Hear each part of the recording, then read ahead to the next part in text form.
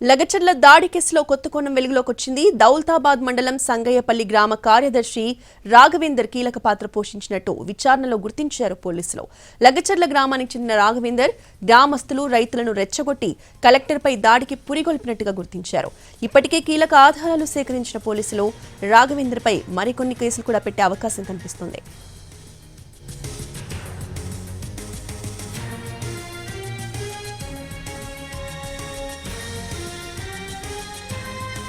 ఈ అంశంపై పూర్తి సమాచారాన్ని మా ప్రతినిధి రవి అందిస్తారు. రవి, రోజా లగచర్ల దాడి ఘటన కేసులో మరొక వ్యక్తిని కీలక నిందితుడిగా గుర్తించాడు. ఇప్పటికే ఈ దాడి ఘటనలో A1 గా ఉన్నటువంటి సురేష్ ప్రస్తుతం పరారీలో ఉన్నాడు. అయితే ఇప్పటికే అరెస్ట్ చేసినటువంటి 25 మందిలో ఒక పంచాయత్ సెక్రటరీ కూడా ఉన్నాడు. పంచాయత్ సెక్రటరీగా ఉన్నటువంటి రాఘవేందర్ కూడా దాడికి కీలకంగా ఉన్నట్లుగా తెలుస్తోంది. గ్రామంలో ఉన్నటువంటి రైతులను అదేవిధంగా గ్రామస్తులందరినీ రెచ్చగొట్టాడు.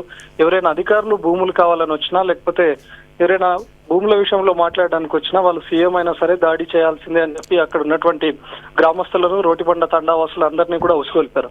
ముఖ్యంగా సురేష్ కు ఈ పంచాయత్ సెక్రటరీగా ఉన్నటువంటి రాఘవేందర్ కూడా సహకరించినట్లుగా తెలుస్తుంది. గ్రామస్తులను కంప్లీట్ గా బ్రెయిన్ వాష్ చేయడం, అధికారులు ఎవరు వచ్చినా సరే ససైమీర అనడం, దాడికి కూడా సిద్ధంగా ఉండాలి. ఎప్పుడైతే ప్రజాభిప్రాయ సేకరణ కోసం అని చెప్పి గ్రామ శివారుకు వస్తారో వాళ్ళందరినీ గ్రామంలోకి నేను సురేష్ ఇద్దరం కలిసి తీసుకొని వస్తాం. ఎప్పుడైతే అధికారులు గ్రామంలోకి వస్తారో ఒకసారిగా కర్రలు రాళ్లతో పాటు కారంపొడితో దాడి చేసేందుకు సిద్ధంగా ఉండాలని చెప్పి సురేష్ పంచాయత్ సెక్రటరీగా ఉన్నటువంటి రాఘవేందర్ ప్లాన్ చేసినట్లుగా తెలుస్తుంది.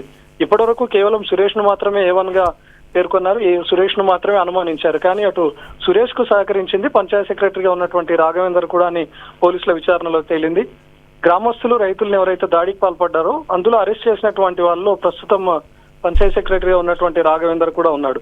ఎప్పుడైతే రాఘవేందర్ నుంచి కీలక ఆధారాలు ఇప్పుడు సేకరించారో పోలీసులు పైన మరికొన్ని కేసులు నమోదు చేసే అవకాశం కూడా ఉంది. కస్టడీలోకి తీసుకొని విచారించే అవకాశం కూడా ఉంది. ఎందుకంటే A1 గా ఉన్నటువంటి సురేష్ పరారీలో ఉన్నాడు కాబట్టి ఇప్పటికే పోలీసుల అదుపులో ఇప్పుడు రాఘవేందర్ ఉన్నాడు. సో రాఘవేందర్ కనుక కస్టడీలోకి తీసుకొని విచారిస్తే మరికొన్ని విషయాలు బయటకు వచ్చే అవకాశం కూడా ఉంటుంది. ఇప్పటికే రాఘవేందర్ ను పంచాయత్ సెక్రటరీ విధులను కలెక్టర్ బహిష్కరించారు. సో రిమాండ్ ఖైదీగా ఉన్నటువంటి రాఘవేందర్ ను పోలీసులు కస్టడీకి తీసుకునే విధంగా దాఖలు చేసే అవకాశం కూడా ఉంటుంది. ఒకవేళ రాఘవేందర్ ను కనుక కస్టడీలోకి తీసుకుంటే సురేష్ ఎక్కడ తలదాచుకున్నాడు, సురేష్ ఎన్ని రోజులుగా రాఘవేందర్ తో కలిసి ప్లాన్ చేశాడు, పోలీసులు అనుమానిస్తున్నటువంటి విధంగానే ఇటు పంచాయత్ సెక్రటరీ రాఘవేందర్ తో పాటు సురేష్ ఇద్దరితో కూడా మాజీ ఎమ్మెల్యే పట్నం నరేందర్ రెడ్డి కూడా టచ్ లో ఉన్నాడా, రాఘవేందర్ కాల్ డేటాను కూడా పోలీసులు పరిశీలించే అవకాశం ఉంటుంది.